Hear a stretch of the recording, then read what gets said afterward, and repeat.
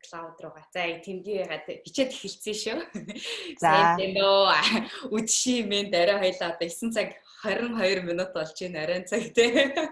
Ингээд цаг гаргаад хоёлаа бас ярилцах тийм боломж олгож байгаад баярлалаа. Сарагч тэгээд тавчхан өөрийгөө танилцуулахад одоо үзэж байгаа, харж байгаа, сонсож байгаа хүмүүст болохоор намайг инх болор гэдэг. Тэгээд бид нэр болохоор яг энэ тусгай дугааруудаар номны талаар ярилцээж, номынхын зохиолч нартай ингээд ийм гоё боломжтой гаргаж ингээд уулзаж ярилцлага хийдэг байгаа шүү. Тэгээд өнөөдрийн энэ одоо цахим уулзалтаар хоёлаа Сарагчтэйгээ би холбогдсон байгаа. Тэгээд Сарагч маань жоохон өөрийгөө ингээд тавчхан бас үзэж байгаа, сонсож байгаа хүмүүстэй танилцуулах уу? За сайн байцгаана уу? Та бүхэндээ энэ өдрийн мэндийг хүргэе. Миний нэрийг Саранtuya гэдэг. Бямбагийн Саранtuya зохиолч, аруу найрагч. Миний хувьд Сорхогтон түүхэн роман, за Сайн хаан бат, Самар хатан, за Сэтгэл залгигч хот, хамгийн сүүл Тогсын цэс гэд бас нэг түүхэн роман бичсэн. Ийм навдар түүхтэй зохиолч байгаамаа. Харин тийм ээ, тэр сүүлийнхэн зохиолыг надад олж авч уншин л гисэн байгаа. Монгол одоо хизээ хизээ. Харин одоо хэл нэгдгийг хүлээсэн хүмүүс хаас айгуул их байх шиг байна уу? Харин тийм ээ. Тэгээд тэгээд нөгөө талаасаа буцаагаад энэ нэг коронавирусын нэг ачаар нь хайшаа ингээд ийм боломж олох ч ингээд тий ингээд онлайнаар цахимаар ингээд хол одоо би жишээлбэл Хонконгд байгаа, та ингээд Улаанбаатарт байгаа. Энэ боломжийг бас нэг олгоод байгаа юм шиг л харагдаад байна л да. Хүмүүс чинь өмнө нь болохоор заавал уулзчээ, заавал биеэрээ гэдэг байсан бол тий одоо нэг тий. Одоо ер нь тэгээд нөгөө амьдралын ихэнх хэв маяг бас захимж шилжээд бид нар ингээд бас альва юм чинь нөгөө нэг сайн муу хоёр талтай байдаг шүү дээ тий. Энэ айхтар вирус чинь биднэрт ингээд бидний амьдрал мөх биш юмаа гэдгийг за тэгээд бид нар ер нь хүндрэлтэн шинжлэх ухааны багтан оргилд хүрээгүй байна гэдгийг хүн гэдэг ямар хэврэг юм бэ гэдгийг маш олон зүйлийг ойлгуулахаас гадна биднэрт нөгөө нэг цахим ертөнцийн ач холбогдлыг маш сайн ойлгуулж өглөө бүх сургалтууд захимаар болж ирлээ. Дээрээс нь бүх захиалгууд, за тэгээ бүх уулзалтууд, бүх форумууд ингээд захимжаад ирж байгаа. Ном хүртэл захимжаад ингээд цахим ертөнц дотор бид нар ингээд аажмаар дасаад тэндээ амьдраад захимаар ажиллаа хийгээд ингээд яваад эхэлж байгаа нэг тийм үзэгдэл гараад байна л да. Тэгэхээр зэрэг бидний уулзалт ч гэсэн ингээд дэлхийн аль бүрөнд ч байсан хамаагүй ингээд би бинийгээ цахимаар болоод би бинтэйгээ уулзаад энд цаг зарцуулахгүй гэртээ сууж агаад хин ингээд ярих ийм боломж бас нэгдэж байна. Тийм ээ. Тэгээд яг амар гоё юм та хэлчихлээ. Тэгээд магадгүй хоёлаа яг энэ номныхаа талаар яг илүү дэлгэрэнгүй ярихдаа амьдрал ямар хэврэг юм бэ гэдгийг тэр өгнөөс чи ямар яг ингээд шууд ингээд зүрхэнд шууд ингээд тосч шүү дээ. Тий, бид нар одоо нөгөө нэг одоо дайн дайжингүй боллоо ингээд дэлхийн ертөнц ингээд их сайхан зам руу орж ийна.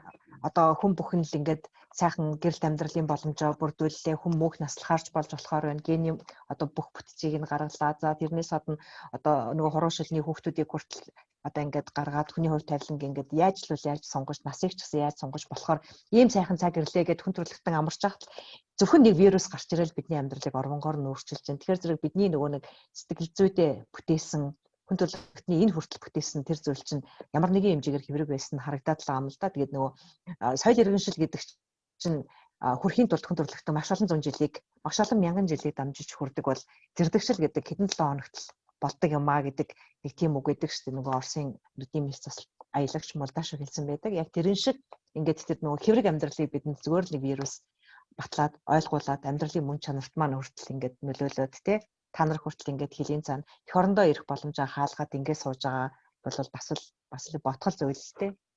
Харин тийм ээ. Одоо хүн төрөлхтний бидний дасаж одоо заншаад уг нь айгу богино хугацаанд амьдарч байгаа төрөл шүү дээ тий. Ер нь бид нар харах юм бол хүн гэдэг юм. Гэхдээ бид нар маш богино хугацаанд тэр нэг айгу тийм ая тухтай тийм нөхцөл байдалд орсон тий. Бүр ингээд бүх юм ингээд болох ч юм шиг. Тэгээ болох ч гэжтэй ер нь бол тэр дайн дайжиггүй болцсон тий. Үлсгэлэн тодорхой хэмжээнд одоо нэг хэд хэдэн суурь асуудлуудыг Масловын одоо иерархийн хамгийн доотлийнхаа хідэн асуудлуудыг дийлэнх нь бол шийдэгдсэн.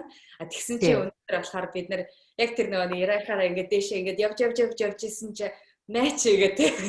Өө Дөнгөж цайхан л хүн төрөлхтөн чинь бид нар халдвар төвчнүүдийг яллаа, вирусыг яллаа гэл ингээл зарлж ирсэн шүү дээ, тий. Тэгэл энэ чинь ялагддаггүй юм гэж бас байдаг юм байна шүү дээ.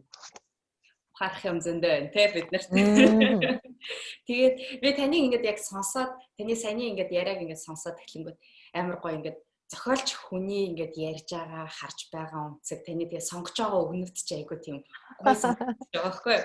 Ялангуяа бидний үеийнхэн тэгээд манайхаа миний үе би ч одоо 33 та тий манадаас шиг доошоо ингээд үеийнхэн болохоор яг ийм цэгцтэй байдлаар ярьдаг сонгож байгаа өгнүүдийн сонголтууд ч юм бүр би ярьцгаануудаа байдаг. Тэгээд энтэй холбоотой тэгэл нэг асуулт байна л да. Одоо ингээд зохиолч болох та ингээд замнал ч юм уу тий өнөөдөр ингээд сонгож өөрийнхөө би гэдэг хүнийг тодорхойлох нэг жижигхэн ингээд хэсэг байж тээ зохиолчдыг энэ надад тэгээд хаанаас үүдэлтэй яагаад ер нь та ингээд зохиолч болох тэр шийдвэр хаанаас гарсан юм бол тий энэ ч яг нөгөө уран зохиолтой холбогдсон маань нэлээ эртнийхэлтэй яг тэгэл хүн бүхэн л 10 жилдээ шүлэг мүлэг бичдэг бас л нэг уран зохиол сонирхдаг уран зохиолын ном уншдаг тийм л байдаг шүү дээ хүүхдүүдийн мөрөөдөл.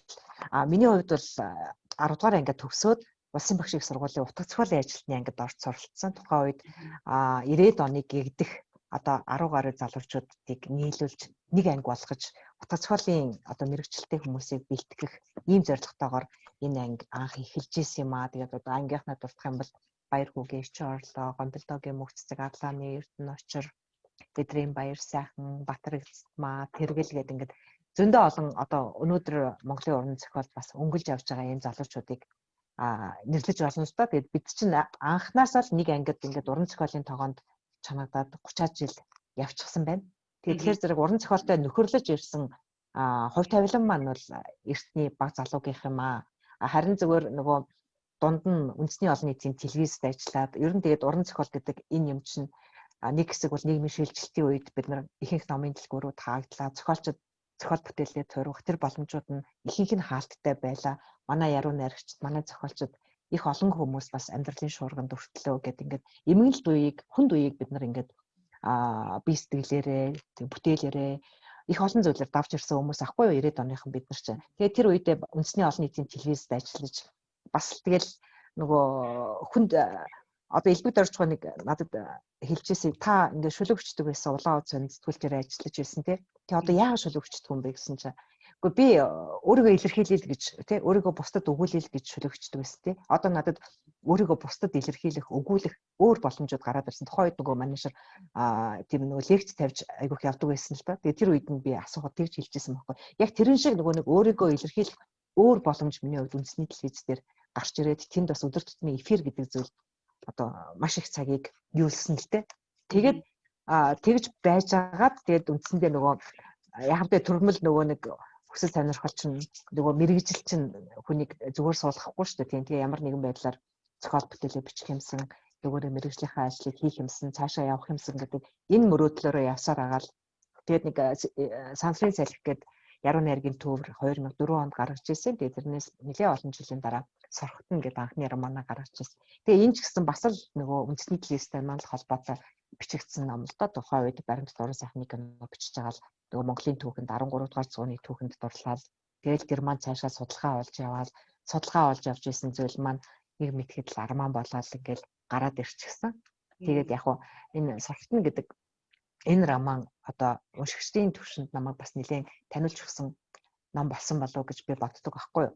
Энэ яг зөв 13 дугаар сорхтон хатны амьдралаар дамжуулаад 13 дугаар зууны яг монголчуудын тэр бахархал дон цагийг 50 жилийн орчмын үйл явдлыг одоо Монголын эзэмт гүрний хаадын үеийн тэр түүхийг харуулж чаддаг. За дээрээс нь яг зөв ямар ч зохиолч бас нэг энэ зохиолоос түүхээс гадна өөр нэг зүйлийг мэдэж аваасаа гэсэн давхар хүслээ бас зохиолдоо шингээж байдаг штеп.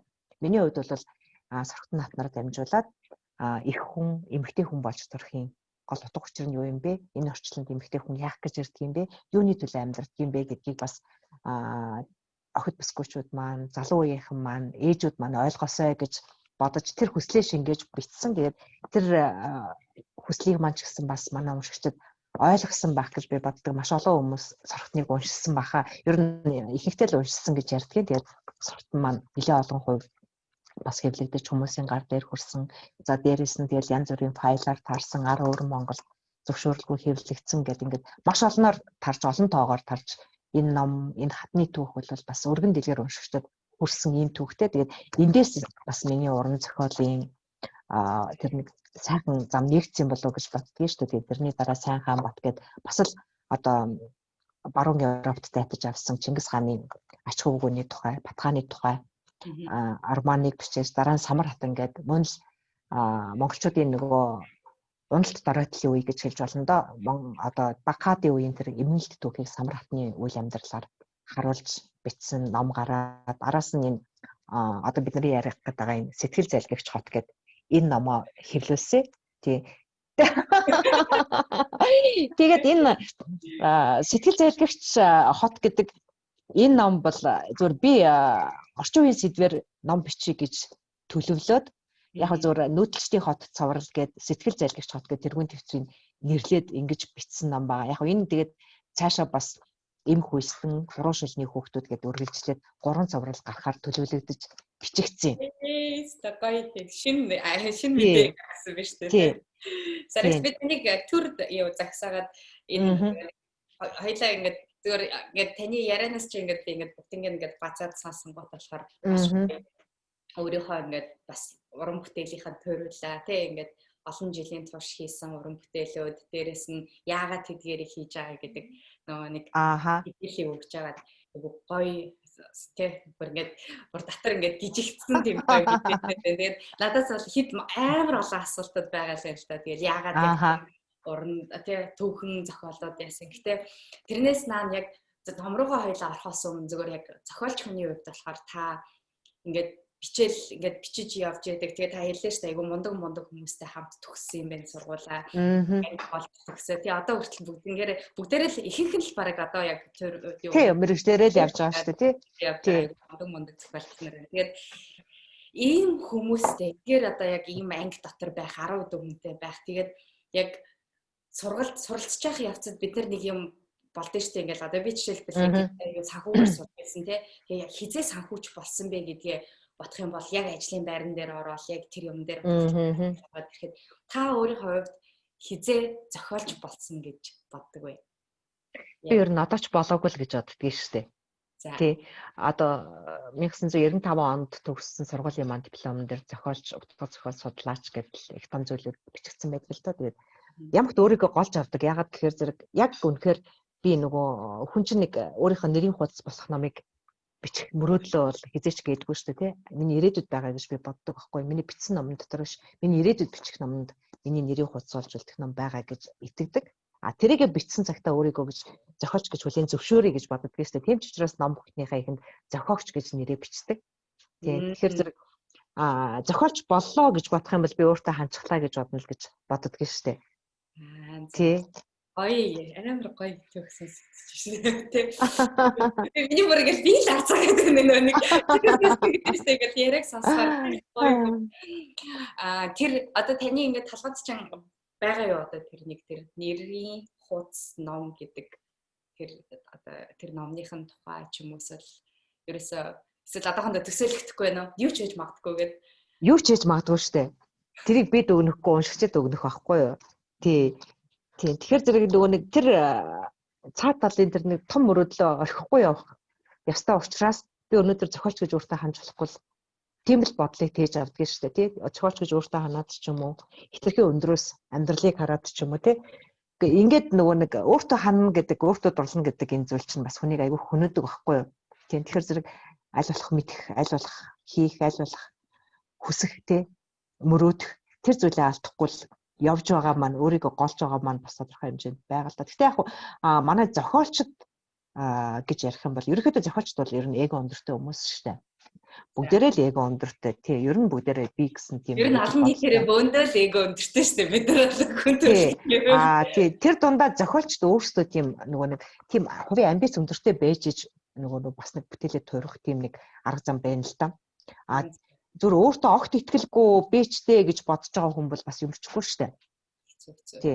Тийм. Тэгэхээр зэрэг өөрийнхөө эгог зөв тодорхойлоод зөв одоо нөгөө нэг мөрөөдлөө харж явах юм бол тэрэн дээр бол өөрийгөө голлоо гэдэг бол нэг тийм эгогоо алдчихж байгаа хэрэг бол биш л гэж би боддог байхгүй юу? Яг тийм. Амар гоё ингээд одоо ингээд үзэж байгаа сонсож байгаа ялангуяа ихэнхдээ нөгөө залуучууд маань сонсдог болохоор бас өөрийнхөө тодорхой хэмжээнд сэтгэлийн ингээд уран бүтээлээ ингээд төрөвж байгаа ч гэсэндээ тэгээд одоо ингээд бичиж байгаа ч гэсэн олон нийтэд хүрсэн ч гэсэндээ одоо хүртэл би ингээд би болоогүй байна би ингээд дараачихаа мөрөөдлийнхаа төлөө тэр алсад байгаа гэдэг юмныхаа төлөө улам өдөр бүр те сайжрах тэр юу гарч ирэх гэдэг чинь айгу гоё мессеж юм шиг байна ялангуяа залуучууд өнөөдөрт бол бас тэр болгоныг харуулад бид нар тэрийг нь ойлгоод авчих бас тийм хүмүүс цөөхөн байгаа шүү дээ. Би бол яг хувьдаа тэгж бодож байгаа. Юу та тэгээд түрүүний номнууд дээр ялангуяа түүхийн номнууд түүхийн одоо тий утга зохиолтой номнууд та гаргасан тий Цорхогтаан Батхан тий Самар хатан гэдэг. Тэгээ энийг эдгээр зохиолуудаа ер нь бүх зохиолууд дээр та ингээд бэлтгэл ажиллаа яаж хангадаг вэ? Судалгаа ч юм уу одоо яаж тэр ингээд зохиол руугаа ордын ер нь бэлтгэл юм хийдгүү та. Тэр нөгөө түүхэн зохиол дээр нөгөө судалгаа зайлшгүй хэрэгтэй. Судалгаанд нэлийн хугацаа зарцуулдаг л да. Тэр чинь яг тухайн одоо жишээ нь би Сорхот наатны тухай бичиж ялаа гэхэд яг Сорхот наатны тухай тусгайлан судалсан тийм ямар нэгэн судалгааны бүтээлүүд ер нь байдаггүй.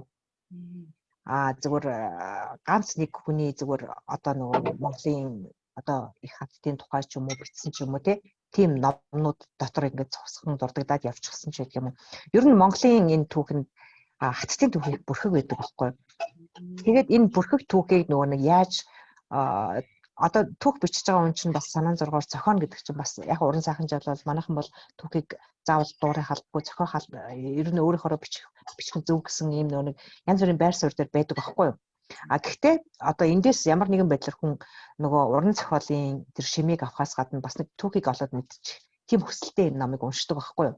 Тэгэхээр зэрэг би тэдэнд худлаа ярьж болохгүй шүү дээ. Тэгэхээр зэрэг одоо Сорхот наатны түүхийг яг ингэж гаргаж ирэхэд бол тухайн цаг үеэ судалж эхэлдэг л амьдарч ирсэн цаг үеийг нь. За тэгээд амьдарч ирсэн цаг үе дээрээс нь тухайн үеийн нөгөө нэг яг зэрэгцээ амьдарч ирсэн тэр түүхэн хүмүүсийг одоо түүхэнд тэгж тавааж үлдсэн түүхэн хүмүүсээ шүү дээ тийм. Тэднийг судлаад тэгээд тухайн нөгөө цаг үеийнх нь орчин байдал тэгээд хүмүүсийн нөгөө ёс суртахуун зан заншлих нь онцлог амьдрал ахгүй гэдэг нөгөө судалгаануудаа босгоод гаргаад ирэхээр нөгөө гол дүрийн маань хүний түүх ерөөхдөө тодорч ирдэг байхгүй юу. Тэгээд одоо жишээ нь түүхийн одоо ямар ч баримт ямар нэгэн тэр бүтээлүүд дээр тэгсэн гэд дурдсан байдаг. Харин яагаад гэдэг нь байдаггүй байхгүй юу. Тэгэхээр зэрэг тэр яагаад гэдэг тэр зүйлийг өнөөдөр манай түүхчид ч хайж өөрийнхөө онцгоос гаргалгаа гаргаж байгаа. Яагаад гэсэн юм. Тэрэн шиг манай зохиолчдоос яг өөрсдийнхөө онцгоор манай түүхэн зохиол бичиж байгаа хүмүүс өөрсдийнхөө онцгоор гаргалгаа гаргадаг байхгүй. Ерөөсө түүхээс бид нар 1-2 зүйлийг гогдож авахд л тэндээс маш том гаргалгаа гаргаж, маш том үнцгийг бас гаргаж тэрийг зохиолтой илэрхийлэх боломж гардаг байхгүй. Тэгэхээр зэрэг яг гарцаагүй үгүй гэх ямар ч аргагүйгээр тийм гаргалгаануудыг бас түүхэн зохиол дээр гаргаж шилтгэж өгөх чинь нөгөө түүхээр аялах, түүхээр зохиол бичих бас нэг тийм сайхан аялал, сайхан тийм нөгөө нэг бүтээлийн одоо эрэл хайгуул болж өгдөг байхгүй. Тэрүүгээрээ түүхэн зохиол амттай бас бичгэд одоо маш хүнд хөдөлмөрч гисэн. Тэрүүгээрээ нөгөө хүн бас бүтээлчийн жаргалыг, зохиолчийн жаргалыг эдэлж чаддаг тийм зүйл ахгүй. Дараа нь мэдээж уншигчид уншаад тэрийг өөрсдийнхөө үнэлэмжийг хэлээд те сайхан үгийг сонсох бүр сайхан, цаар үгийг сонсох ч гэсэн зөв л байдаг. Ягаад гэвэл энэ миний алдаа байдаг учраас те дараагийн удаа энийг алдчихгүй юмсан, энийг давтчихгүй юмсан гэдэг тийм нөгөө нэг ухамсарыг хүнд өгч байдаг байхгүй. Тэгэхээр одоо түүхэн зохиолыг нэг бичээд ихэлсэн түүхээс гарах маш хэцүү байдаг гэж зохиолчд ярьдаг байхгүй. Тэр чинь нөгөө нэг яг амт нь нөгөө ямар гоё байдаг вэ? Тэр яг Монголын түүхийн тэр гайхамшигт агшнууд, Монголын түүхийн тэр гунигт агшнууд те энэ бүхний нөгөө нэг амтыг мэдрээд эндээс өөрсдийнхөө өнцгөр гаргалгаа гаргаад бид нар чинь бас л ингээд шинжлэх ухааны төвшөнд ч юм ямар нэгэн байдлаар гаргалгаа дэвшүүлж байгаа хүмүүс аахгүй юу? Тий. Одоо жишээ нь Чингис хаан кинон дээр одоо Сергей Бодровын ясан Чингис хаан кинон дээр Чингис хааны нэг Монголын ус тавчанд зургасан үе одоо огт бичигдээгүй дурддаггүй үе байдаг ч юм уу тий. Тэрэн дээр ингээд одоо өмнөд сүм улсад гянданд хоригдчихснаар ингээд оролцсон л байж байгаа байхгүй юу?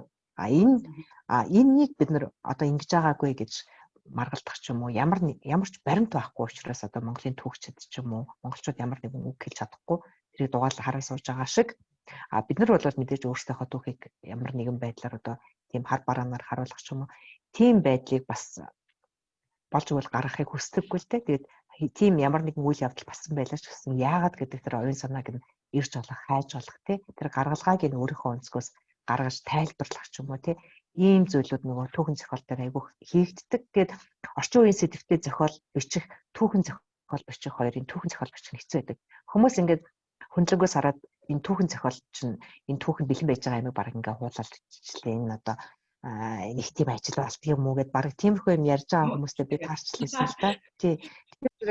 Тэгэхээр зэрэг яг энэ нөгөө түүхэн зохиол гэдэг юм чинь хамгийн хэцүү нь яг ингээд тийм нэг хашаан дотор хоригдчиход яг тэрэн дотроо л багтаж эргэх хөдлөх тэрэн дотроо л одоо өөрийнхөө фантаз ургуулж яг тэр бүх юмнуудаа хэрэглэх тийм талбар байдаг аахгүй орчин үеийн зохиолч юм уу ямар нэгэн уран зохиолын өөр төрөл жанраар явхад бол хүний нөгөө зохиолч хийдэггүй асар баялгаар одоо чөлөөтэй сэтгэж болох чөлөөтэй өрнөж болох тий хаашаа л хаашаа эргэлт уналтыг хийж болох тийм нөгөө нэг боломжууд гарч ирдэг. Тэгээ тийм болохоор зэрэг орчин үеийн сэдвтэй зохиол илүү бас хялбар байдаг гэж би бол хэлнэ.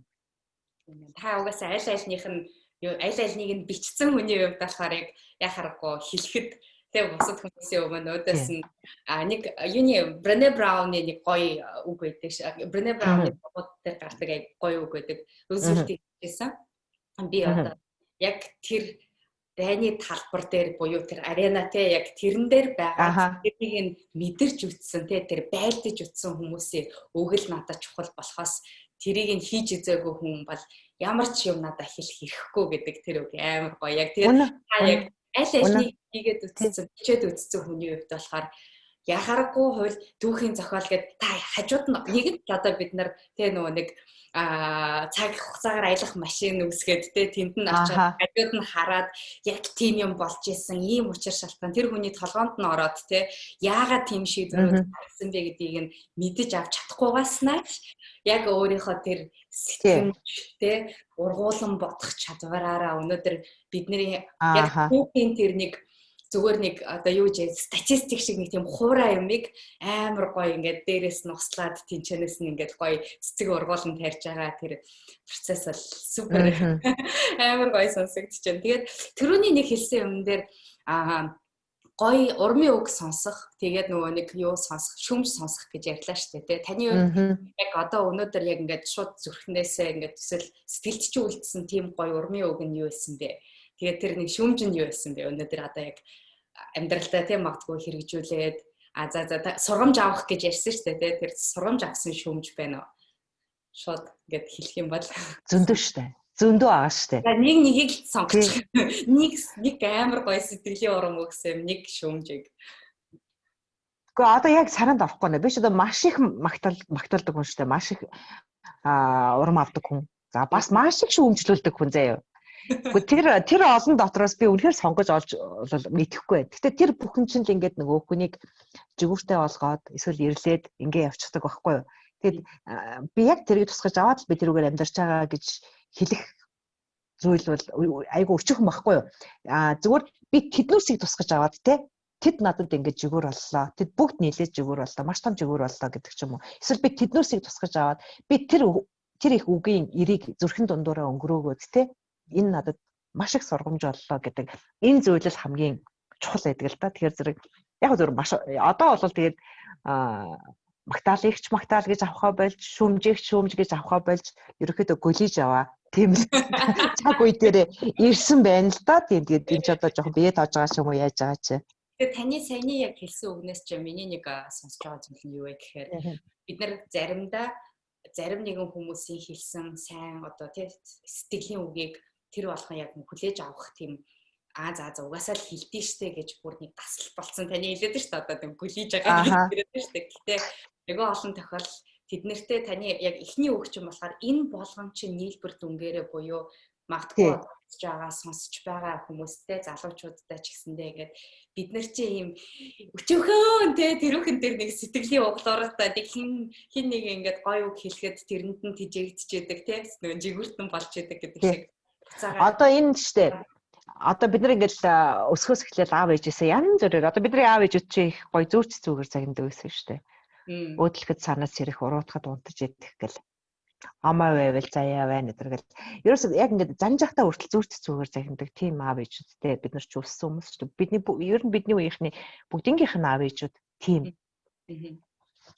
тэгэхээр зэрэг тэр нөгөө нэг аав ээжүүдийн хилдэг одоо тэгэл өглөө эрт босч яаж гэр орноо цэвэрлж хүнтэй хүн шиг харьцаж хүнийг битгий ялгаж яах зэх хүмүүсийг хүндэлж вэ яаж вэ ядарсан хүнийг ч гэсэн туслахыг бодож байгаа. Ингээд нэг хүмүүжлийн нэг маш олон юмнууд ингээд өсгөөс 18 нас хүртэл ч юм уу ингээд сонсоод өссөн байж тээ. Тэгэхэд би ээжийнхад яг тэр үгийг л бодож амьдарч байгаа гэдэг чинь бол өөр асуудал байхгүй.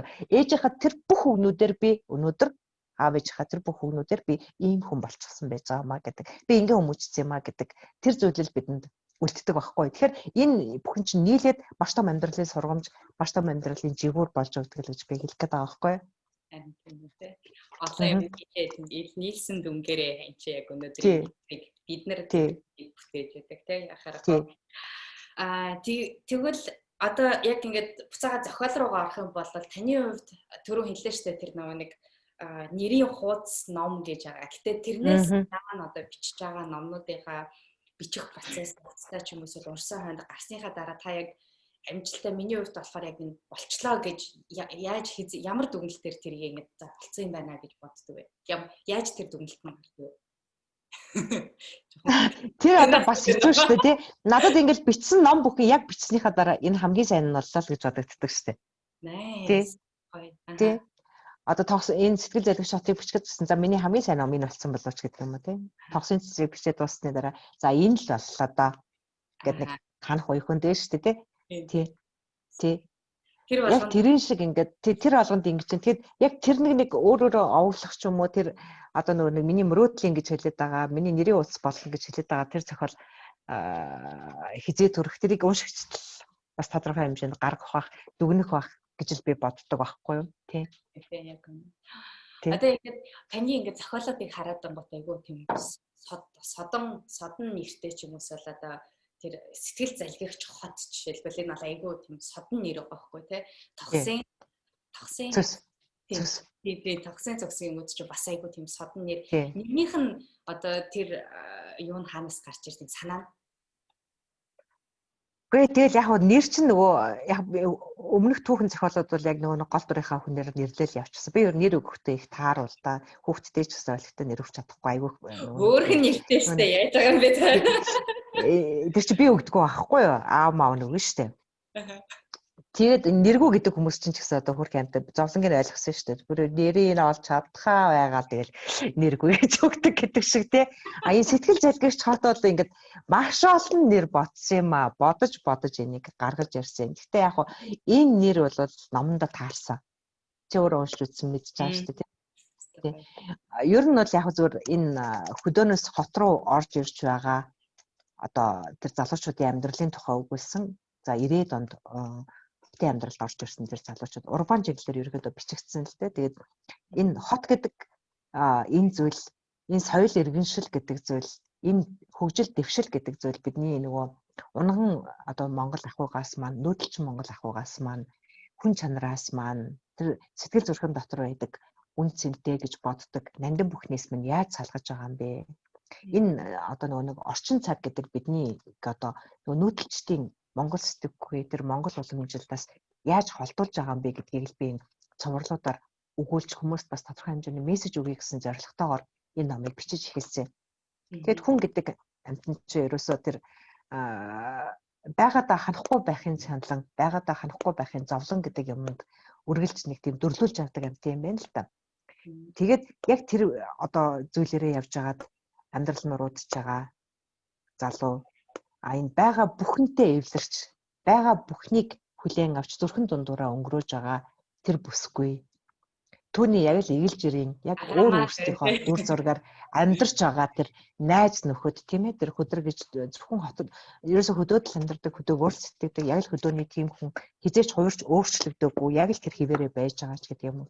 Тэр гал гэрчээр айхтар эрдэн боловсралтай залуу зах зээлийн яг л энэ ороо бусгай шуурган донд хинч биш болоод үлдэж байгаа. Бид нар нөгөө маш олон зүйлийг ингээд энэ шилжилтийн үед чинь ингээд амсаад туулаад маш олон авьяастай хүмүүс нь нуруудаж дороотоод ингээд эсвэл маш олон аргатай чаргатай хүмүүс нь дээрчлэн ч гэдэг юм ийм нэг тийм янз бүрийн юмнууд их болсон л доо. Тэгээд аль болохоор тэндээс л ерөөхдөө санаа авч энэ зохиолын үйл явдлыг өрнүүлсэн. Тэгээд хамгийн сүүлд ер нь хүн гэдэг амьтны сэтгэл яг тэр соёл иргэншилд хэрхэн залгигдаж хэрхэн хүн биш болж хуурч байгаа тухайг нэг жоохон хүчтэй гаргаж үзүүлэх юм билүү гэж бодож энэ сэтгэл залгигч хот номыг бичсэн.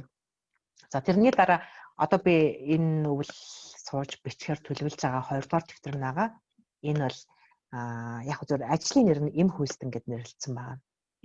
Тий. Энэ ямар учиртай гэхээр би ерөөсөө яг эмэгтэйчүүдийн тухай хүснийхээ мөн чанарлаа өнгөж үзье гэж бодсон байхгүй юу? Вау. Тий. Хүснийхээ мөн чанарлаа өнгөж үзье. Тэгээд ерөөсөө Монголын эмэгтэйчүүд би болж өгвөл хилээд тийм он цагийг хамруулах нэг гэр бүлийн амьдрал дээр он цагийг хамруулах хүсэлтэй юм л да тий. Монголын эмэгтэйчүүд одоо 70 80 90 жилийн туршид тий. Ямар амьдралаас ямар амьдрал руу орж одоо яаж амьдарч байгааг бас тэр зогсгон гаргаад энэ зохиол дотор оруулаад тэгээд яг эм хүйстэн гэж мөн чанартай юу юм бэ? Бид нар одоо юу алчгаад байгаа юм бэ гэдгийг гаргаж үзүүлэе гэсэн нэг ийм санаатай ном ингээд ерөөхдөө эхэлчээд би уурах тархинд боловсрал ингээ яваад байгаа. Nice. Одоо ингээд нэг юуны процесс одоо ингээд өдөр болгоо ингээд бодогдож байгаа. Та яаж ер нь бичтэй ингээд юм буулангууд шууд буулах уу? Эсвэл яг цаг гаргаад ингээд тэрэн дээрээ сууд юм уу? Ерөөхдөө бол цаг гаргаад тий цаг гаргахгүй ингээд заа дараа бичэндээ гэж яваад ах юм бол ер нь суухгүй шүү. Болж өгвөл тэгэл босоод яваад ажил төрөлчлөд барагдахгүй юм биш үү? Тэгэл тэнд ч нэг яаж л энд ч нэг юм ажил гэл явцдаг учраас яг нөгөө нэг зохиол бичиж байгаа үедээ бол тэрэндээ зориулж яг өдөр тутам цаг гаргаж суухыг хичээдэг байхгүй юу? Би товсын цэцэг бичиж байхад өглөө нэг 6 цагийн үед босоод суугаал тэгэл нэг 10 цаг хүртэл ч юм уу өглөөний цагаар нөгөө хүмүүс саад болохгүй тэр чимээгүй орчинд тэгээ суугаад бичгээр зэрэг нэлээ өөр бүтээлтэй юм билээ. Шинэ жил болоод хүмүүс шинэ жилдээ тэмдэглэх гээл гойж годож захт ч бичээл сууж л байгаа. Тэр чинь нөгөө нэг өөрийгөө дуршижээч юм гарч байгаа юм л да нөгөө Америкийн хэн бэлээ нэг кино зохиолч өөрийгөө өдөр 6 цаг сандалтай хөлдөг гэдэг шиг яг тэгж нөгөө сууж ижил юм гардаг аахгүй яг зохиолчтой үед нэг хэцүү юм энэ ч одоо сууж иж бичиж барддаг тийм зүйл аахгүй шүлэг шиг ингээд гэж хичээл тэгэл дуусчих юм биш шүү дээ.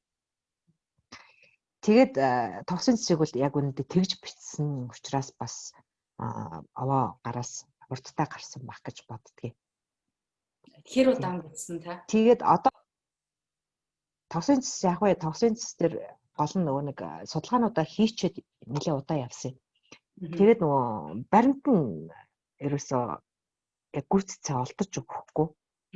Тэр чинь нөгөө нэг товсын цэцэг болохоор зэрэг яг Хувлаа хааны одоо байгуулсан Юан гүрний төгсгөл үе тоон төмөр хааны үед амьдарч байсан Монгол гүнжийн тухай. Тэгээд аль нөгөө нэг Юнан гэдэг тийм баруун өмнөд мужид тэрний захирагч Хувлаа хааны одон Базар Бараман гэдэг тэрний охин агаа гэдэг яруу найрагч одоо Монголын Аас орон төхний хамгийн эртний яруу найрагч гэж хэлж болно л доо. Шүлэгч яруу найрагч агаа гэж бүсгүй байгаа. Тэгээд түүний нөгөө хайр дурлалын төгт тэрүүгээр дамжуулаад Юан гүрний одоо уруудл доройтлын тэр түүхийг маш эмгэнэлт түүхэлтэй тэрийг үзүүлэх ийм зорилготойгоор бичигдсэн ном ба. Тэгээд яг нөгөө товсын цэцгээр бол нөгөө холбох яг энэ номондоо таарах холбох сюжеттэй олох гэж би нэлээд удаан явсан байхгүй юу. Тэгээд тэр холбох сюжеттэй олсны дараа бол бичээд эхлэхэд нэг 4-5 сар суугаал ерөөхдөө бол яг чигдрээд ирсэн л дээ. Агаа гүнжийн түүх ерөөхдөө бол агаа гүнжийн түүх бол ерөөхдөө дэлхийд нэлээд алдартай байдгийн.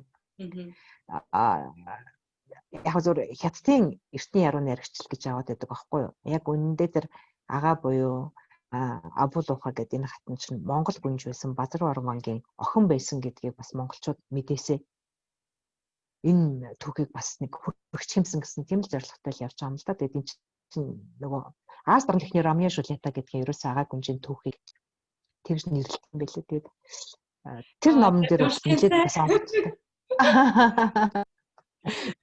Одоо тэгээд наад руу чи явдаг унаа юу муу байдаг бол их чинь чамд яваал л та. Зөөр би надад бол нэг яг Монголынхаа зохиолчдын номыг ингээд худалдаж аваад угаас яг тэг чи ингээд амар хөдөлмөр шингэсэн байгаа шүү дээ. Тэгэхээр юу яах вэ? Зүгээр авах нь гоё дээ. Тэгээ сэтгэл гаргаад баярлалаа, амар гоё сонсогдож байна. Та энэ агаа гүнж яасан гэнэ? Та агаа гэдэг нэрийг болохоор энэ сэтгэл залхигч хотын юм одоо гол дүр юм бүсгүй чи яг агаа гэж нэрлэдэг шүү дээ. Тэрнээс гаралтай байсан уу юу? Натнаас. Үгүй агаа бодит хөшөө. Би нөгөө нэг агаагаа бодож явсаар байгаа л дунд нь нөгөө сэтгэл зэрэгч хотоо бичгтэл өөрөө ч мэлгүй агаа гэд гол дүр нь ороо явчихсан байсан байхгүй юу. Тэгэд энэ бас ямар нэг хэмжээр бас хувь тавилангийн нэг илэрхийлэл байсан ч гэж магадгүй агаа өөрөө ингээл бичигдэх гээд ч юм уу ингээл хүлээгдэл явсаар байгаа л тэгэл энэ ер нь чадах нүг юу гэж энэгээр ороод гарсан ч юм уу мэдгүй. Ямар ч гэсэн л нөгөө нэг дотор бодогдож явсан тэр эмэгтэй тухай бодлол явсаар агаад энэ зохиолын гол дүр бас агаа болоод бичигдсэн. Би бүр бичээд дундаа орцсон байна. Нэрээ агаа штэ. Агаа штэ гэж за яах вэ? Нүгээрээ л явъя да гэж тэгээд явцсан байхгүй. За. Агааг бодоод л яваад ахаар зэрэг тэр нэг орчдөг. Тийм байна. Тэгээ та бүр яг тэр үед хүүхэд төрүүлсэн бол сартаа бүр ингэ суулгацсан байсан байна шүү дээ тэрийгээ. Тий. Тэр үед хүүхэд төрүүлсэн бол бас агаа гэд нэрлэж байсан. Ялгаанаа юу таалсан биш шүү дээ. Агаа гэсэн дөөтэй. Тий. Агаа гэж нэрлэж байсан байх л гэж би боддөг шүү дээ. Нөгөө юмдаа хит орчдөг л доо нөгөө. Яг тэгэл тэрүүгээрээ өвчлөөл тэрүүгээрээ солиороо явчихдаг шүү дээ угаасаа. Нэг зохиол бичиж хахад яг тэрэндээ орчоод тэгэл хүн бүхэнтэй тэрийг ярмаар санагдал заримд нь одоо ингээ сонирхолтой сонсдог байхад зарим нь бүр ядраад ёо ямар ядаргаатай юм бэ энэс сурдан салах гэсэн гэдэг нэг тийм юмд орчдөг байхгүй юу. Тэгэл нөгөөдхөө ингээ хайцаа ойр авъя нэг л хөр мөхрөө дуудаад ингэчүүл яах вэ гэл ингээл ер нь тэгэл ярих хүн бол ханд ч гэсэн хамаагүй л нөгөөдхөө яриад ингээл өөрөө өөртөө бодоод яриад ингээ яваад байдаг нэг тийм юмд орчдөг угаасаа зохиол бичиж хахад. Тэгвэл та яг нэг толгоондоо бодолтой байгаа процессуудаа яг амаараа хэлж ийж тэр чинь бас нэг баталгааждаг шүү дээ тий. За эн чинь ингээд ярьчих. Яриад эхлэнгүүт чинь за яг энэ зөв байсан юм байна гэдэг нэг таны боддог процесс чинь бас юугаараа гарт юм тий.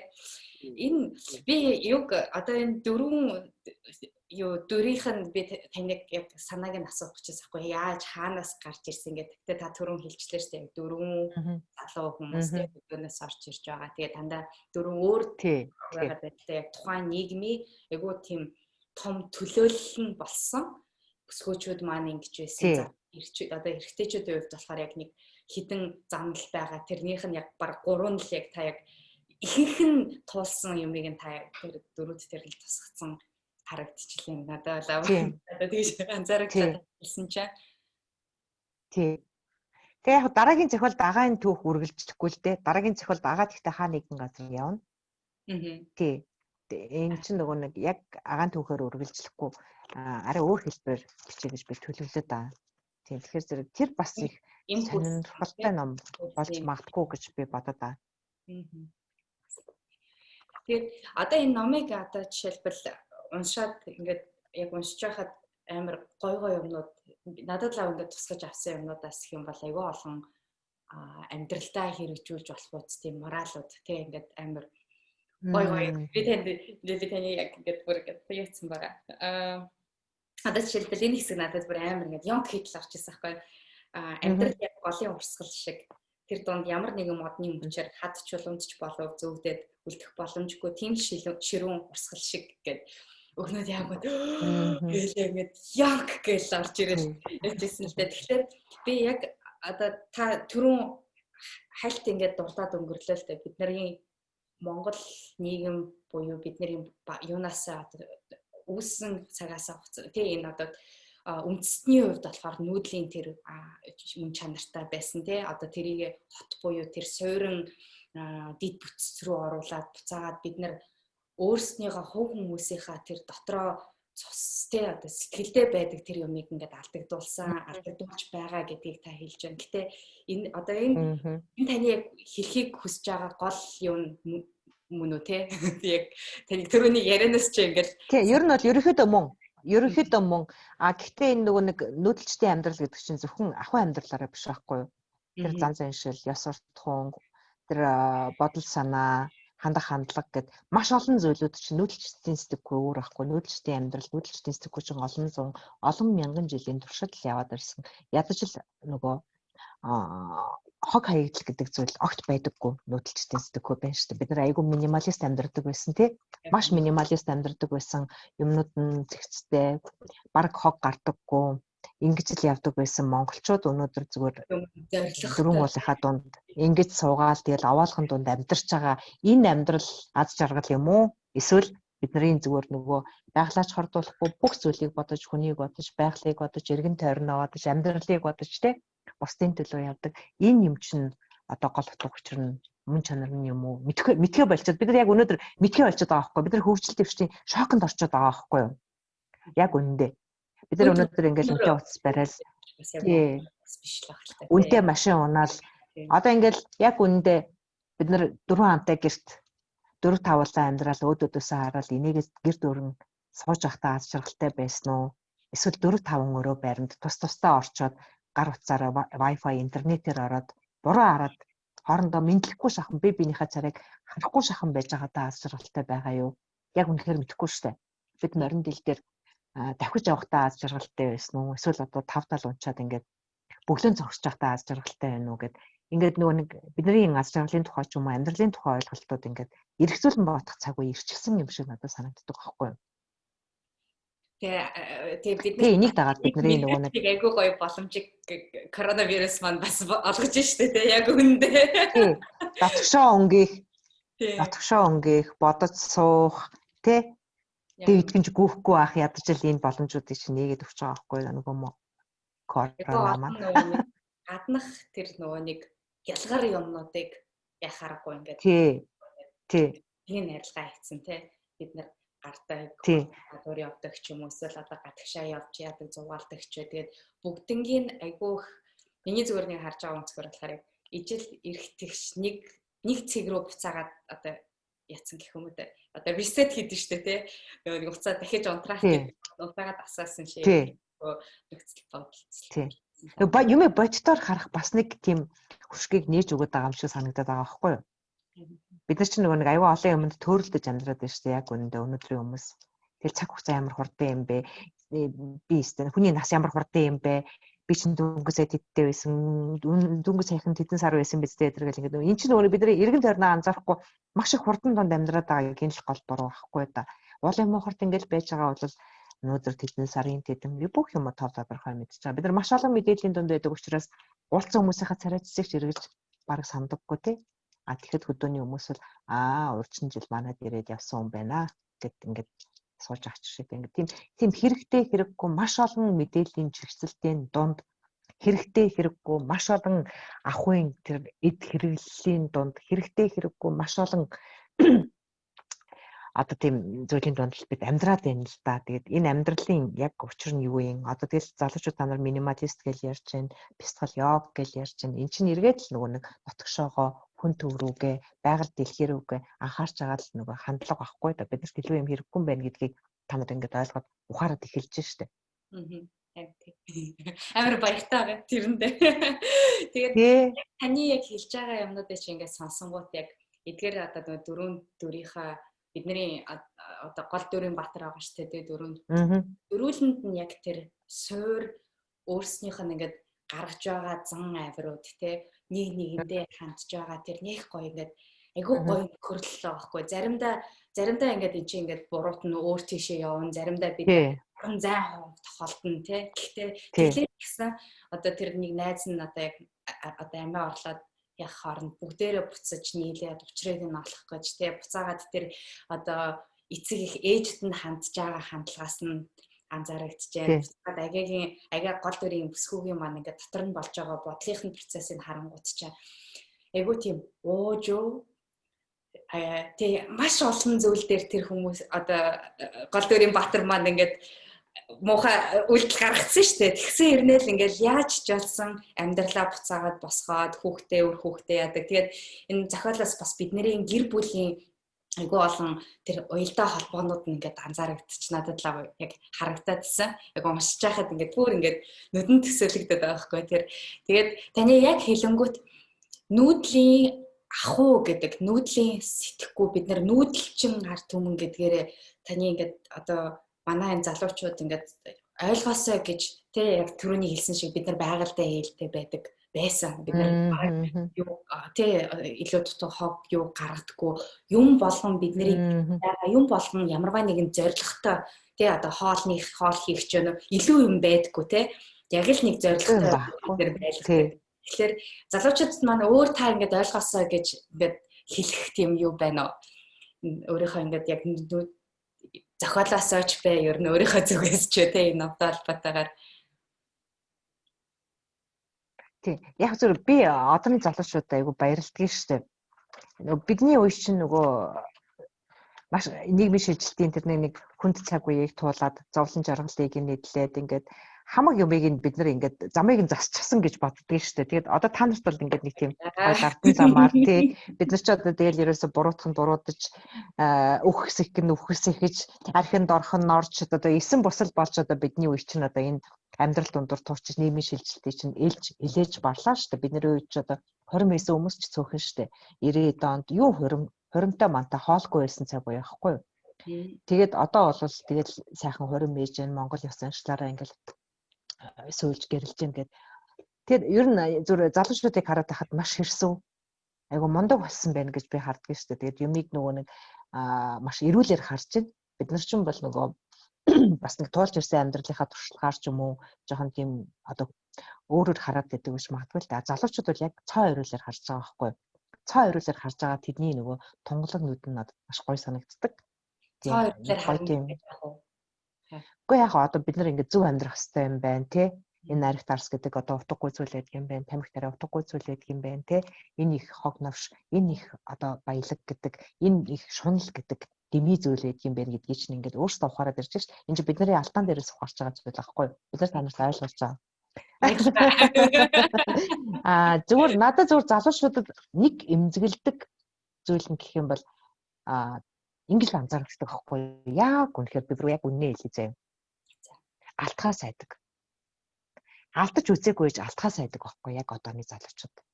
За хайр дурлал дээр, хувийн амьдрал дээр, ажил дээр, бүх юмн дээр яг харагдаад байдаг байхгүй. Амар хашир, аюулгүй олон жил насалчихсан хөвшин хүмүүс шиг ингээд маш болгоомжтой алтхаа сайдаг. Тийм хүмүүс харагдаад байна. Юу алдах гээд байгаагаа ч ойлгохгүй байж. Мэдхгүй. Гэсээр нэ амар муу санаатай ингээ хашир. Тийм л зүйл ажиглагдаад байдаг шүү дээ. Энд чинь амьдрал чинь гоё ахгүй, алдаж үзчихэж гоё шүү дээ. Яг үнэ тий. Айгүй олон залуучууд яг таны яг хэлж байгаа дээр чи ингээд нэмээд одоо нөгөө нэг алдаанаас айгаад ирж гэн гэдэг чинь гэр бүл төлөвлөлт хүртэл оройтод эхэлж байгаа хгүй. Хүн итгэхгүй. За энэ яах юм бэлээ? Энэ ямар ч юм бэлээ? Эсвэл хүний мэдэхгүй юм аастай нэрэд байж байгаа л болъё гэл ингээд үнэн залах уу тийм нөгөө ямар санаачлахгүй ингээд яваад идэг хүмүүс аюу олон байгаа. Тэр чинь нөгөө нэг гэр бүл төлөвлөлт Монголын хүн амын өсөлт гэдэргээл бүгд л өөрчлөгдөл явчихж байгаа шүү дээ. Нийгэм ингээ эргэчихэж байгаа байхгүй. Та нарт сайн ч юм бэ, сар ч юм бэ? Гэтэ одоо жишээлбэл за яг гэр бүл төлөвлөлтөн дээр хоёлаа тэгвэл ярил л та ингээд. Тэнгүүд одоо маш олон хүмүүс одоо маш олон гэр бүлүүд яг одоо салтын төвшөнд те ингээд очичоод байгаа. Тэгэхээр гэр бүл төлөвлөлтөн дээр асуудал байгаад байна уу? Бид нэр яг хаширтай ингээд юу байгаад байна уу? Тэгээд хашир болоод бидний бас та хэдийн дардан замыг маань ингээд өсгөж өгсөнд амар баярлж байгаа хэдий ч. Айгүй олон бидний бас нэг дөөрийнхийг ялан за миний хувьд ч бас баг биш байхаа. Одоо доотлын одоо 20 эдтэй залуучуудыг ярьж байгаа шүү дээ тий. Дөнгөж одоо 20 эдтэй байгаад 21 2-тай байгаа залуучуудыг. Тэгээд тэд нар чинь ингээд бид нарыг харангуут тэгээд дээшгээ та нарыг харангуут болохоор чи ой ёо тий одоо энэ их юм. Энэ амьдрал ч гэсэн амар юм байна гэж бодчихдаг. Тэгэхээр ч одоо зөв хүнээ сонгохгүй бол болохгүй юм байна тий. Бид нар бас нэг мөрөөдлөө өөрсдийнхөө яг тэр таны хэлсэн нөгөө нэг нэрийн хуудасны ном гэдэг шиг өөрийнхөө тэр мөрөөдлийнхаа төлөө явж байгаа залуучууд гэж би жоохон өмөрчий. Гэхдээ мэдээж тэгэлгүй яах вэ тий? Аливаа жоо хоёр талтай шүү дээ. Термометр хоёлаа ярьж ирсэн шүү дээ тий. Тийм. Гэхдээ буцаагаад яг юу хашир байна гэдэг чинь хитрхи нөгөө нэг алдаж үзээгүй, юу ч хийж үзээгүй гэж тэрийг алтхаас айдаг байна гэдэг чинь айгу тийм харамсалтай яг бүтэн яг амьдрал гэдэг юмныхаа бүтэн мөн чанарыг те алдаатай оноотой эргээд бодоход алдаач гэсэн оноо л байдаг аахгүй юу? Яг үнэн. Эргээд бодохоор алдчихсан маань ч гэсэн туршлага байдаг аахгүй юу? Хэрвээ тэр алдааг үзээгүй, тэгж алдаж үзээгүй бол би өнөөдөр ингээ явахгүй ч байж болно шүү дээ. Тэгэхээр зэрэг тэр алдаанууд чинь ч гэсэн өөр амьдралын туршлага болоод алдаанууд чинь өөрөө хүнийг нөгөө нэг чимэх тийм цаг бай бас хүнд эртгэл юм шиг үлээ л да ухаарах, ойлгох те эргээд бодох ч юм уу. Харин тэгээд яг энэ дотор одоо яг бид одоо нэг хаширлаад байгаа тий амар тийм хаширл байна л гэсэн үг үстэй тий зүг үү? Тийм. Ерөнхийдөө л тийм байхгүй юу? Тэгээ хаширлаад яваад байх хугацаанд бас бидний нэг тэр дундаа одоо ингэ яг залуучууд гэдгээс онцлоод одоо эмэгтэйчүүд гэд ярих юм бол би нөгөө дараагийн бичих гэж байгаа номныхоо тухай л яриад байна л да. Одоо нөгөө Монголын эмэгтэйчүүд чинь одоо ер нь л их тийм цаг үеийг туулж одоо сүүлийн 100 жилд гэхтэл айгүй их тийм нөгөө хувьсан өөрчлөгдсөн цаг үеийг туулж ирсэн байхгүй юу? Ардын хувьсгалаас эхлэж бодолтой тий. Тэгэл одоо нийгэм яаж шилжиж иж, тэнд эмэгтэйчүүд яаж амьдарч байсан, юу бодож санддаг байсан, юу хүсч мөрөөддөг байсан, юугаар гойж гангардаг байсан тий. Тэд нар юунд хандаг байсан ч гэдэг юм уу. Гэтэл тэгэл дунд нь одоо нөгөө нэг дайны үе болоход тэд юуны төлөө амьдарч байсан. Тэдэнд юу хэрэгтэй байсан, юу нэн чухал байсан, ямар зовлонг туулсан. Хэлмэгдүүлэлтийн үе байна тий. Ер нөхрөө алдаж яаж шаналж зовж исэн ч гэдэг юм. Ахан дүүсээсээ яаж хавцаж исэн. Тэр нулимс нь юу байсан ч гэдэг юм уу. Тэгээд социализм, коммунизмыг бүтээн гээл одоо хэсэг явлаа. Тэр бүхэн дээр яаж амьдарч тэр социализмын төлөвлөгөө нормыг биелүүлэхийн төлөө бидний ээжүүд яаж амьдарч исэн. Тэгээд бид нар яаж байгаа. Тэгээд өнөө цагийн эмэгтэйчүүд яг юун дээр төрөөд тий. Яг мөн чанартай яг юуны талд амьдарч байгаа юм гэдэг энэ зүйл чинь яг өнөөдөр толгойд ирэхээр бас айгүй сонирн байгаа байхгүй юу. Тэгэд энийг л ухаж үзэж, энийг л гаргаж ирэх гэсэн тийм л бодолтойгоор номоо бичээл гэж бодоол. Тэгэл нөгөө яг тэр нийгэм толгойд орчиход тэгэл хавцаа орцсон бүхэнтэйгээ тэрийгэл ярих гал ингээл яагаад гэдэг байхгүй юу. Харин таны хэлж яг саяны хэлсэн үгнээс чи ингээд одоо ингээд миний ойлгож байгаа харж байгаа юм гэхээр тэр үе болгонд эмэгтэйчүүдийн гүйцэтгэж байсан үүрэг рол байгаа гэж тийм. Тэгээд тэр болгонд нь өнөөдрийн бидний одоо цуснд нь гент нь ч гэсэндээ тэр олон үеийнх нь юм нь одоо ажил байгаа. Тэгээд тэднэр тухайн үед нь алдсан, тэднэр тухайн үед нь онсон, тэдний тухайн үед нь хийсэн одоо бүтээсэн юмнууд нь байгаа болохоор өнөөдөр бид нар ийм одоо миний хувьд болохоор би бодож байгаа юм би амар бацтай гэж боддог байхгүй өнөөдрийн нийгэм гэсэндээ тий амар гоё эрх чөлөөтэйгээр би өөрийнхөө эмэгтэй хүнч бай хүүсийн ялгаагүйгээр би өөрийнхөө зорилготой хүрэх надад боломж байна уу байна тий очих гэж байгаа цэгтээ очиход ямар ч ингээд саа дотгор байхгүй ямарваа нэгэн байдлаар хинт ч юу ч хийж байсан шүүмжлүүлэх тэр юу н хамаагүй ингээ бидэрт амар эрхчлөөтэй нийгэмд ажиллаж байгаа байхгүй тий 10 жилийн өмнө яг үндэ би таныг ингээд одоо жишээлбэл танаас ингээд жоохон дээшээ үеийнхнийг харангуут хин нэг ингээд нөхрөөсөө салсан болвол тий эсвэл гадны хүнтэй суусан болвол бүр боо юм болж байгаа шүү дээ тий одоо бол нийгэм 10 жилийн өмнө хий бол бүр амар хонт нь багтчихгүй тийм эмэгтэй хүн өөрийнхөө амьдралыг өөрөө зохиогоод тий ажилтаа ингээд өөрийнхөө мэргэжилтэй байна гэдэг бол юу яриад байгаа л гэж хэлдэг шүү. Тэгэхээр тэр нэг бидний дээд үеийнхний бас нэг бий болгож туулсан тэр тий юмныхаа тэмцсэн юмныхан төлөв бид нар яг юун дээр нь амьдарч байгаа гоё. Тэгээ та нар ч гэсэн дараагийн үеийнхаа бас л нэг өсөх шат нь олно шүү дээ тий. Өөдөө өсөх шатных нь гიშгүрл олж явдаг байхгүй юу үе чинь өөрөөсөө ирээдүйг хойцоохоо. Тэгэхээр надад тэгээ бид нар яг тэр босох нь юу юм бэ гэдэг нь бодвол одоо нэг 20 жилийн дараа л мэдэх байх тий. Тий та нар одоо тэгэл та нарын амьдралын түүх, та нарын бичиж үлдэх түүхээс л шалтгаална шүү дээ. Тэгээ би нэг 2 сүүлийн асуулт хоёлаа тэгээд дуусгах бас цагийг юу вэ гэхээр та яг энэ одоо сэтгэл задлагч номыг бичиж байхдаа сэтгэл задлагч хот номыг бичиж байхдаа болохоор тань ямар мэдрэмжтэй гэдээ бичиж исэн бэ тухайд Яг л энэ зохиолч юм бүр айгүйх би бол уншиж байхдаа ингээл нэг баярлал амар гоё санагдал нэг амар сэтгэл ингээл тэг ингээл гоё тэр ээж дээр очиж ээжийнхаа тэр юг ярьж байгаа юмнууд ингээл аавынхаа тэр шинэ хүнтэй танилцж байгаа тэр мэдрэмжүүдийг хэлэх гоё болол буцаагаал нөгөө нэг тэр хар бараа амраа ягуут ингээл зүрх унаад ингээл дунд нь уйлчж үзэж जैन те нэрчж үзэж जैन те таны хувьд яг бичиж байхад ямар мэдрэмж төрж исэн бэ намайг. Гэхдээ яг ер нь бол тэр зохиол дотроо бас хит орж болдог байхгүй юу? Хит орчих юм бол нөгөө нэг хит нэг талаар барай авчдаг. Тэгэхээр зэрэг бас ингээд болж өгвөл ингээд нөгөө нэг хөндлөнгөөс их анзаарч яг тэрэн дээр нөгөө дүр бүхэн дээрээ ажиллах тийм шаардлагатай болчихдог л доо. Тэгээд миний нөгөө гол зорилго маань яг энэ нөгөө нэг хүний мөн чанар яаж өөрчлөгдөх вэ гэдэг дээр л илүү их анхаарч хүн одоо хэн байж байгаад хэн болсон юм бэ гэдэг тэрний нэг хувирал дээр л илүү их тод гаргаж үзүүл тэмсэн гэдэг тэрний нэг бодолтой өөрөө хөтлөгдөл тэгэл бичснээ гүйцэхгүй араас нь гүгэл ингээл ингэж авсаар байгаа юм өөрөө бичигдэл ер нь юм чинь тэгээд нэг бичигдэх цаг үе гэж байдаг шүү дээ. Тэгэл бичигдээд байсан байхгүй юу? Ерөөсө дунд нь ямар нэгэн засварч ороогүй тэгэл ерөөсөө эхнээсээ бичигдэл яг за яг л юм болох юм байна да гэдэг. Яг тэрний зорилго хүний сэтгэл одоо яаж хамгийн одоо адагтаа хурж болох вэ гэдэг тэр зүйлийг л хүний төгсгөлд нь гаргая л гэдэг тийм л зорилгоор явсаар байгаа л тэгэл бичигдсэн. Тэр гэтээ амар төгсгөл байсан. Одоо уншиж байгаа хүмүүстэй болохоор уншиж ижлээ олж мэддэг. Яа яаж чадчихна л гэж бодсон. Вай вэ яагаад вэ гэж байгаа гэж. Хүмүүс бүгдээрээ шоконд орсоо тэрийг уншаад. Харин яаж бодож байгаа тийм юм гаргачих та. Яг тэрий чинь бичгийн тулд бас л тэгэл зөндөө олон хувилбарууд гаргана шүү дээ. 40-50 хувилбар дундаас тэгээд за энэ юм байна л гэдгийг сонгоно шүү дээ. Тэгэхгүй бол шууд ингэж ячихгүй бас нэг бодно шүү дээ. За аль нь хүнд илүү нөлөөлөх үү, аль нь илүү тасах уу, аль нь илүү ухаарлаг өгөх үү гэдэг юм уу, аль нь илүү жигшил өгөх үү гэдэг юм уу тий. Яг тэрүүгээр л яг тэр төгсгөлийн цэгийг хатгасан л та.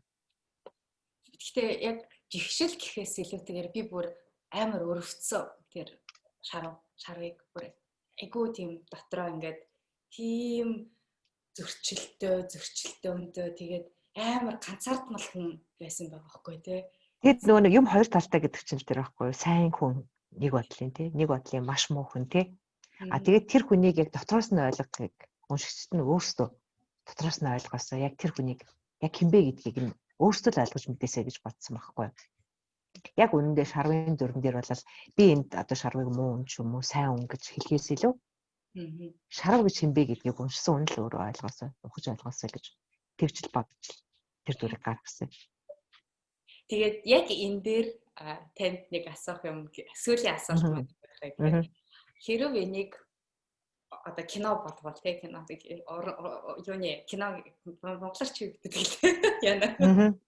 Кино юм бол та хэнийг тоглох вэ яг энэ дөрвөн дүр дээр? Тоглолмаар байгаа вэ?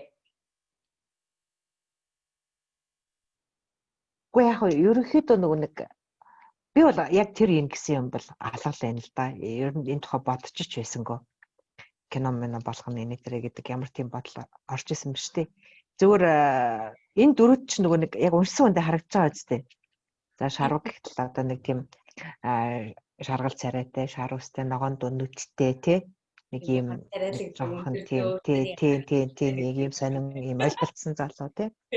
Гард гэхтэл одоо нэг тийм нэмгэн цагаан царайтай тий. Нэг тийм нэг эрдэнэтэй тулашиг гэсэн нэг тийм байх ч юм уу тий. Хөдөр гэхт яг нэг тийм нэг хөдөөний Монгол ирвэ шүү дээ тий. Нэрнээсээ харсан ч гэсэн нэг тийм байдаг ч юм уу. Агааг чи яаж төсөлсөн? Агаа надад тийм айгу яг тийм нэг монголчөө нэг монгол нэг амар гоё өндөр шанаатай тий нэг тийм гэсэн ингээд хаяад ингээд хажуу талдаа ингээд сөлжчихдэг. Амар ингээд нурууга үргэлж ихсэн гэж авч явдаг тий би энэ амьдралд юунд ч нугаршгүй гэдэг тэр нэг юм гадагшаага ингээд цацруулсан амар тийм том битэй шиг нэг дунд жайрын битэй нэг тийм ингийн л нэг айгу нүдэнд харахад нэг тийм дулаахан эмэгтэйчүүд байдаг шүү дээ. Яг л тийм л басгүй харагдсан. Агаа бол яг энгийн л эмэгтэй, зүгээр л дулаахан эмэгтэй. Тийм. Яг зүрхэн дундуур бүх амьдралыг урсгаж өнгөрөөсөн тийм л эмхтэй байхгүй юу? Тэгээд нэг харцсан нэг тийм байдаг штэ. Жохон гонигтай цаана. Тий, яг үнэ. Яг ингээд нөгөө нэг уншсан хүмүүс нь яг ингээд дөрүүдээ ингээд өөрсдөө босгоод харцдаг байхгүй юу? Тэгэхээр зэрэг яг зөвхөн сэтгэл зүйн хотын нэг юу яг хүн бүхэнд яг энэ дөрүүд адилхан орж ирээд байдаг. Ерөнхийдөө л асуухаар төсөөлөл нь яг тийм байгаад байдаг байхгүй юу? Тэгэхээр амар юу зохиолын хувьд айгүй тэгвэл юу гарч ирсэн бай тээ хүн болгонд нэг гарч ийн гэдэг чинь таны тэр нэг тодорхойлсон гаргасан тэр дүрнүүд яг харах уу гэж яриад байна. Адгүй бас бидний нөгөө нэг өсөж эргэн тойрондоо байгаа хүмүүс бас яг тиймэрхүү хүмүүс манд байдаг болохоор нийгэмд амьдарч байгаа хүмүүс шүү дээ бид нар ч юм бүгдээрээ. Тэгээд тэдгээр хүмүүсийн төлөөлөл нь яг ингээд нэг иймэрхүү нэг стереотип талцсан тий. Тий. Ер нь яг л бидний үеийн л түүхэлдээ бидний л яг насны хүмүүсийн л тухай байхгүй юу? Тэгээд л энэ хотын амьдралд орж ирсэн тэр л нэг нийгмийн шилжилтийн тэр эдрээд цаг үе тэгээд тэнд хүмүүс яаж өөрчлөгдөж яаж хувирч байгаа сайн хүү яаж муулж байгаа муу хүү яаж сайн болж байгаа гэдэг юм хэн байж байгаа тийм босныг л амьдаа гаргах гэдэг тэр ч битсэн тэгээд энэ сэтгэл зүйч хот маань бас гайгүй хүмүүс уншигдчих байгаа юм шиг байна. Тэгээд уншсан хүмүүс нь дандаа хоёрдугаарх юм яг дараа нь яах юм тий энэнийг яг хизээ өргөжлөх ингээд айгүйх асуудаг байхгүй юу. Тэгээд нэг дамжуулаад үзэж байгаа хүмүүсээ л утахгүй би одоо чадвал дараагийн номын баяраар бас гаргачихаар л ерөөхдөө тэгэл үзээл юм. Гаргаарай амар гоё яг тэ им хүсний мөн чанар гэдэг үгийг би сонсоод буурлаа. За яг ингээд хүлээлт өссөн байгаа шүү сарагч минь. Хөөе нөгөө энэ удаад бол яг хүсийнхаа мөн чанарлаа өнгөн. Дараагийн удаад бол би нөгөө хүмүүсийн хувь тавилан яаж өөрчлөгдөж байгаа тухай.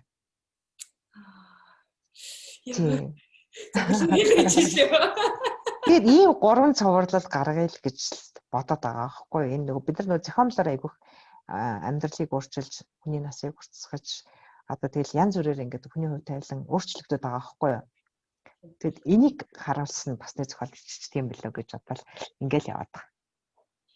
Яг энтэй ч албатаар би бас яг нэг хэсэг явцсан байна. Чараа болоодох юм. Нэг гоё хэсэг нь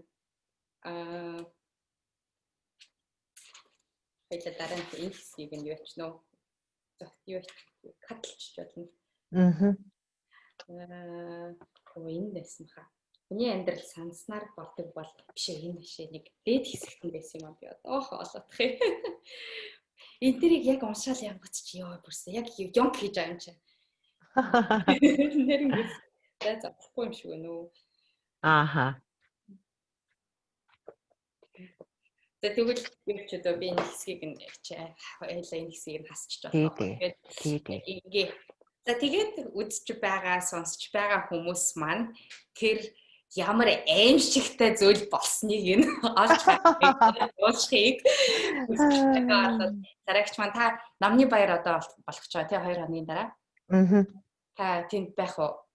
Байна. Намын баяраар очино. Талбай дээр, скватрын талбай дээр. Тэгээд одоо ном маань өөр хаанаас авах боломжтой байгаа лээ хүмүүс. Энэ номын дэлгүүрүүдэд байгаа. Тэгээ би удахгүй бас энийг уншдаг сонсдог номоор M+ дээр оруулъя гэж бодож байгаа. Тэгээд гадаад байгаа уншигчд маань бас M+-аар дамжуулж ном авах аюул сонирхолтой байдаг л да. Тэгээд нэрээ дашрамд хэлэхэд гэж хаад нэг зар хэлчихээг нэ.